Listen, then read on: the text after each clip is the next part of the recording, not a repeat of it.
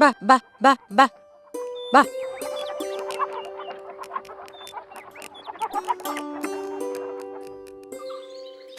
ചേച്ചിയോട് ഇനി ശമ്പളം ചോദിച്ചു നോക്കണം. കിട്ടുവാണെങ്കിൽ വാടക കൊടുക്കാമല്ലോ.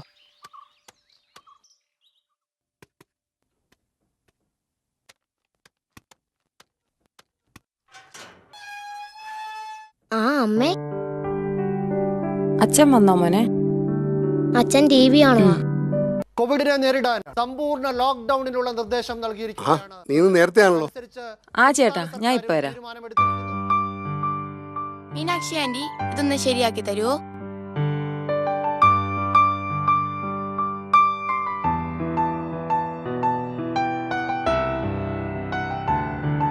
Thanks anti.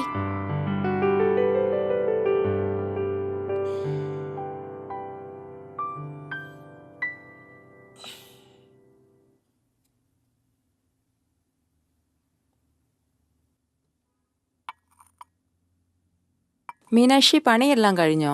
ആ ചേച്ചി, തീർന്നു. മീനാക്ഷി, ഇപ്പം 2 ആഴ്ച ഇനിയും ലോക്ക്ഡൗൺ ആണല്ലോ. തൽക്കാലം മീനാക്ഷി വീട്ടിലേക്ക് പൊക്കോളൂ. ഞങ്ങളിപ്പോൾ കുറച്ച് നാൾ ഇവിടെ ഉണ്ടല്ലോ. ഇവിടുത്തെ പരിപാടികൾ ഞങ്ങൾ ചെയ്തോളാം. നീ ഒരു കാര്യം ചെയ്യ്, മീനാക്ഷിക്ക് ഇച്ചിരി കാശ് എടുത്തോളൂ. ആ ഏട്ടാ. മീനാക്ഷി, ഇത് കൈ വെച്ചു.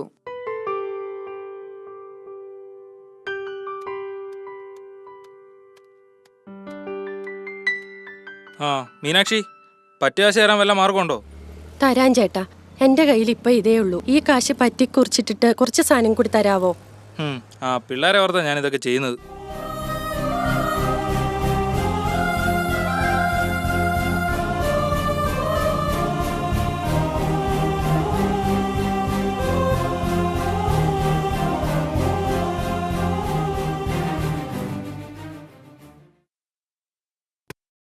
നേരം സന്ധ്യയാകാറായിരുന്നിട്ടും പീടികയിൽ നല്ല തിരക്കായിരുന്നു. എന്നെ പോലെ തന്നെ എല്ലാവരും മഴ തീരാൻ കാത്തിരിക്കുകയായിരുന്നെന്ന് ഞാൻ വിചാരിച്ചു. പകൽ മുഴുവൻ മഴയായിരുന്നല്ലോ.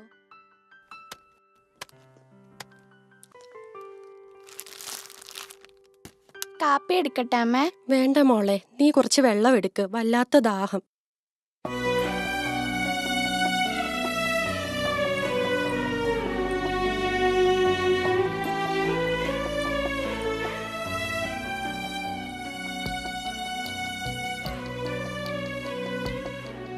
അമ്മ എന്താ ഓർക്കുന്നേ? അമ്മയ്ക്ക് സുഖമില്ലേ? ഇനി അങ്ങോട്ട് എന്താ മോളെ, ലോക്ക്ഡൗണോ അങ്ങനെ എന്തോ.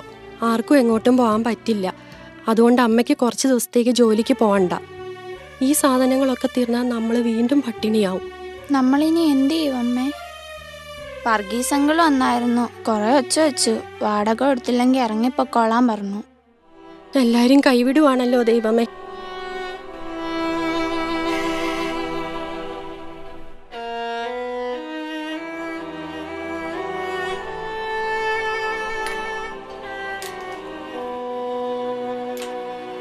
കഴിക്ക് മോളെ. ഫോൺ ഓഫായി പോയി. നാളെ രാവിലെ നീ അപ്പുറത്തെ വീട്ടിൽ കൊണ്ടുപോയി കുത്തിയിടണം കേട്ടോ.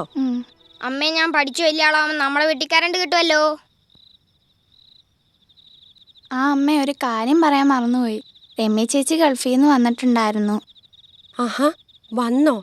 ഇതിലേ വരുമായിരിക്കും എന്നാല്.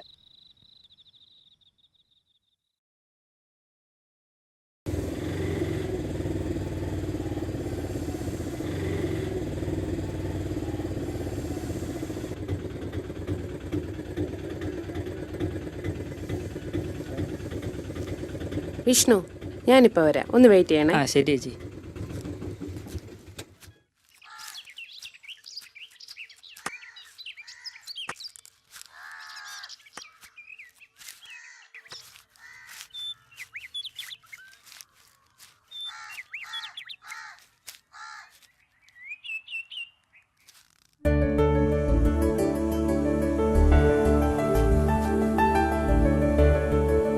എന്തുണ്ടടി വിശേഷം? നിന്നെ ഞാൻ കുറെ വിളിച്ചല്ലോ. ഓ, എന്നാ പറയാനാടി, എന്റെ ഫോൺ എപ്പോഴും കംപ്ലൈന്റാ. അതായിരിക്കും നീ വിളിച്ചിട്ട് കിട്ടാത്തെ. നീ ആപ്പാടെ കോലം കെട്ടു പോയല്ലോ. ആഹാരം ഒന്നും കഴിക്കുന്നില്ലേ? അങ്ങനെയൊന്നും ഇല്ല. അത് പോട്ടെ, നീ പോയിട്ട് 2 വർഷത്തിനുള്ളിൽ തിരിച്ചു വന്നല്ലേ. അമ്മയ്ക്ക് എങ്ങനെയുണ്ടിപ്പോ? ഓ, അതൊന്നും കുഴപ്പമില്ല. ഇവിടുത്തെ അവസ്ഥയൊക്കെ ഒന്ന് മാറി പച്ച പിടിക്കാമെന്ന് വിചാരിച്ച് പുറത്തു പോയത്. അപ്പോഴാണ് ഒരു കൊറോണ. പിന്നെ അമ്മയുടെ സുഖവും. ഇനി എന്ന് തിരിച്ചു പോകാൻ കഴിയുമെന്ന് അറിയില്ല.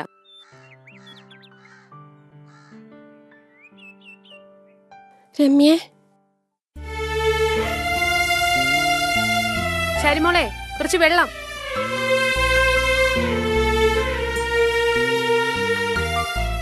എന്നാടി, എന്നാ നിനക്ക് പറ്റിയേ? പെട്ടെന്നൊരു തലയിറക്കം. ഇവിടെ 2 ദിവസമായിട്ട് ആഹാരം ഒന്നും ഇല്ലടി. കുഞ്ഞുങ്ങൾ വന്ന് കഴിക്കാൻ എന്തേലും ചോദിക്കും. എനിക്കറിയാൻ മേല ഞാൻ എന്നാ ചെയ്യേണ്ടത്.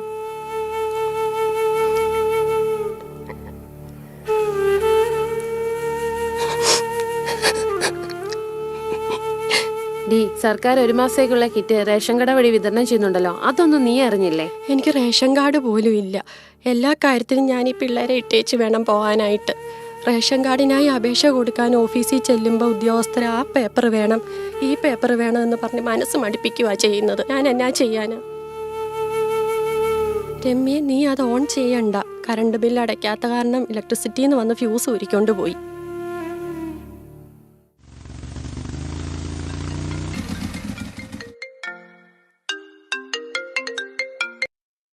ഹലോ, ആ പറയൂ രമ്യ.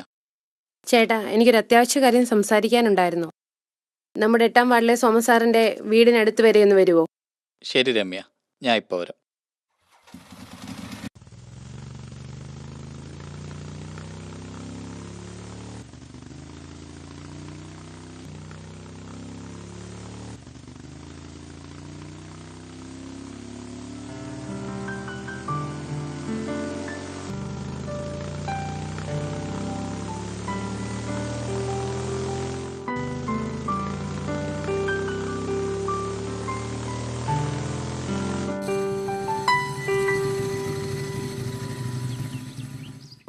ശിവേട്ടാ, നമുക്കവിടെ മാറിയും സംസാരിക്കാം. ശരി രമ്യ, ക്വാറന്റൈനൊക്കെ കഴിഞ്ഞായിരുന്നോ? കഴിഞ്ഞു ചേട്ടാ. റിസൾട്ട് കണ്ടില്ലായിരുന്നോ? ആ, ഞാൻ കണ്ടതായി ഓർക്കുന്നു. എന്തായിരുന്നു വരാൻ പറഞ്ഞേ? ചേട്ടനെ ഞാൻ വിളിച്ചത് മീനാക്ഷിയുടെ കാര്യം പറയാനാണ്. അവളുടെ അവസ്ഥ ഇപ്പോൾ വളരെ മോശമാണ്. ഇപ്പോൾ ഈ വീട് തന്നെ മാറേണ്ട ഒരു അവസ്ഥയാണ്. ചേട്ടൻ നമുക്കൊരു വീട് അറേഞ്ച് ചെയ്യാൻ സാധിക്കുമോ? ഇത് നമ്മുടെ വാർഡല്ലല്ലോ രമ്യ, എനിക്ക് എന്ത് ചെയ്യാൻ പറ്റും? പിന്നെ രമ്യ പറഞ്ഞ സ്ഥിതിക്ക് ഞാൻ നമ്മുടെ അജയൻ ചേട്ടനോട് വീടൊന്ന് ചോദിച്ചു നോക്കാം. ചേച്ചി, അപ്പോൾ ഇവരുടെ ഫാമിലിയൊക്കെ? അവളുടെ ഭർത്താവ് മരിച്ചിട്ട് കുറച്ചു നാളായി. ഫാമിലി എന്ന് പറയാൻ അവക്കാരുമില്ല. അവളും അവിടെ കുഞ്ഞുങ്ങളെ മാത്രമേ ഉള്ളൂ. ഞങ്ങളുടെ ഒരു പ്രവാസി കൂട്ടായ്മയുണ്ട് ചേട്ടാ. അതിൽ ഞാൻ മീനാക്ഷിയുടെ കാര്യം സംസാരിക്കാനിരിക്കുകയാണ്. അവരെന്തേലും സഹായം മീനാക്ഷിക്ക് ചെയ്യാതിരിക്കില്ല. എന്നാ രമ്യ, ക്യാഷ് റെഡി ആകുമ്പോൾ എന്നെ ഒന്ന് വിളിച്ചാൽ മതി. ഹായ് ഫ്രണ്ട്സ്, ഇതെന്റെ കൂട്ടുകാരി മീനാക്ഷി. നമ്മൾ ഈ കൊറോണ കാലത്ത് ഒത്തിരി പ്രശ്നങ്ങൾ നമ്മൾ നേരിടുന്നുണ്ട്. അതുപോലെ തന്നെ എൻ്റെ പ്രിയ കൂട്ടുകാരിയും പല പ്രശ്നങ്ങൾ നേരിടുന്നുണ്ട്. അതിൽ അവൾക്ക് സഹായമായി നിങ്ങളിൽ നിന്ന് എന്തേലും അല്ലെങ്കിൽ എങ്ങനെയും അവളുടെ ജീവനോ ജീവിതമോ അവളുടെ മക്കളെയോ കാത്തുരക്ഷിക്കാൻ നിങ്ങൾക്ക് സാധിച്ചാൽ അത് വലിയൊരു കാര്യമായിരിക്കും. അതിന് നിങ്ങളിൽ നിന്ന് എന്തേലും ഒരു സഹായം മീനാക്ഷിക്ക് ലഭിക്കുമെന്ന് ഞാൻ വിശ്വസിക്കുന്നു.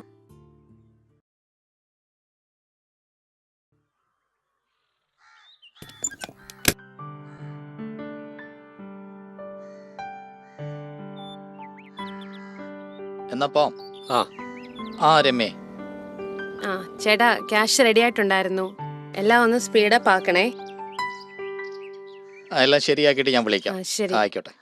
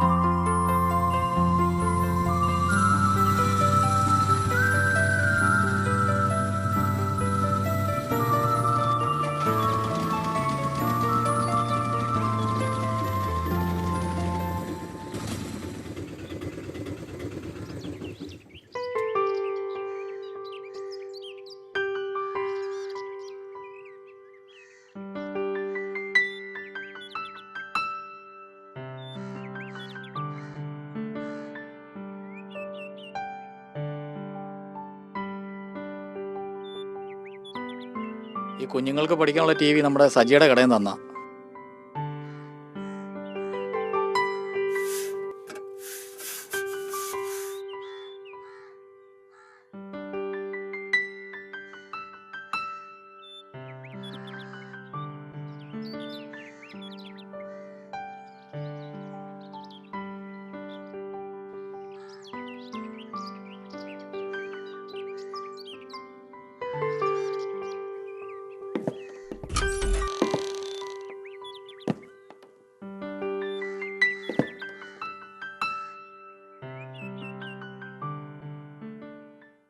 Hi T V.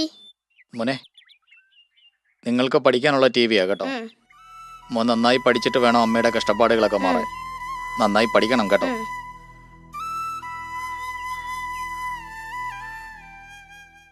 ചേട്ടാ, റേഷൻ കാർഡിന്റെ കാര്യം?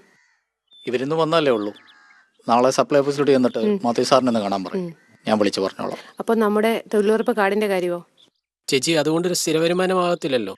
മറ്റെന്തെങ്കിലും നോക്കുന്നതല്ലേ നല്ലത്, അല്ലേ ശിവേട്ടാ? എന്തായാലും രമ്യ ഇനി ഉടനെ വിദേശത്തൊക്കെ തിരിച്ചു പോകുന്നില്ല. പിന്നെ ഫാഷൻ ഡിസൈനർ അല്ലേ രമ്യ. അപ്പോൾ മീനാക്ഷിക്ക് തയ്യലും അറിയാം. നിങ്ങൾ രണ്ടാളും കൂടി ഒരു സ്ഥാപനം തുടങ്ങിയാൽ നാളത്തേക്കൊരു ഉപജീവന മാർഗമാവും. ഹായ് ഫ്രണ്ട്സ്, ആദ്യം തന്നെ എല്ലാവർക്കും ഒരു ബിഗ് താങ്ക്സ്. നിങ്ങളുടെ എല്ലാവരുടെയും കരങ്ങളാൽ നമ്മുടെ മീനാക്ഷിക്ക് നല്ലൊരു വീട് കിട്ടി.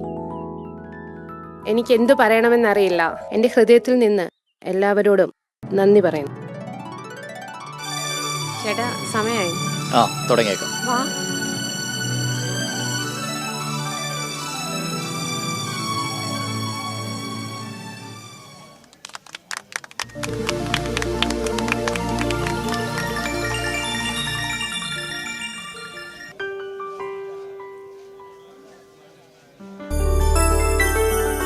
എല്ലാവർക്കും സന്തോഷമായില്ലേ? അപ്പോൾ ആദ്യത്തെ സെയിൽ നിസ തന്നെ ഐശ്വര്യമായിട്ട് നടത്തിക്കോട്ടെ, അല്ലേ?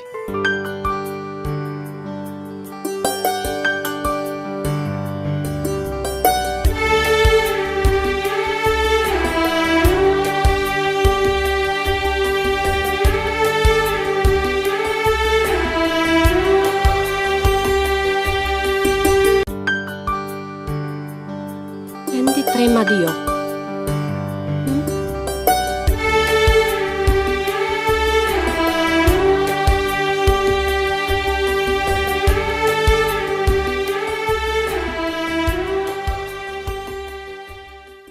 ഇതൊരു മീനാക്ഷിയുടെ കഥ മാത്രമല്ല. ഇതുപോലെ എത്രയോ മീനാക്ഷിമാരുടെ കുടുംബങ്ങൾ ഓരോ ദുരന്തവും തകർത്ത് കളഞ്ഞിട്ടുണ്ടാവും. നമ്മളിൽ നിന്ന് മാറി ഒന്ന് തലയുയർത്തി നോക്കിയാൽ ഇതുപോലെ എത്രയോ ആളുകളെ നമുക്ക് കാണാൻ സാധിക്കും. നാളേക്ക് വേണ്ടി ഒന്നും കരുതി വെക്കാത്തവർക്ക് ഏതൊരു മഹാമാരിയും പ്രളയവും ഒന്നും ഒരു നേരം പോക്കോ കുടുംബത്തിൽ നിന്ന് കൂടുതൽ നേരം ചെലവഴിക്കാനുള്ള അവസരമോ അല്ല. അവർ ഏറ്റവും ഭയപ്പെടുന്നത് പട്ടിണിയാണ്. അതുകൊണ്ട് നമ്മുടെ കരുതലിൻ്റെ ഒരു വിഹിതം ഇങ്ങനെയുള്ളവരുടെ ജീവനോ ജീവിതമോ നിലനിർത്താൻ സഹായിക്കുമെങ്കിൽ അതായിരിക്കും നമ്മൾ ചെയ്യുന്ന ഏറ്റവും വലിയ പുണ്യം. നന്മയുടെ കരങ്ങൾ മറ്റുള്ളവർക്ക് വേണ്ടി നീട്ടാൻ നാം സർവ്വദാ സന്നദ്ധമായിരിക്കട്ടെ. ഓരോ കരങ്ങളും ഓരോ മനുഷ്യഹൃദയത്തിൻ്റെ നന്മയായി തീരട്ടെ.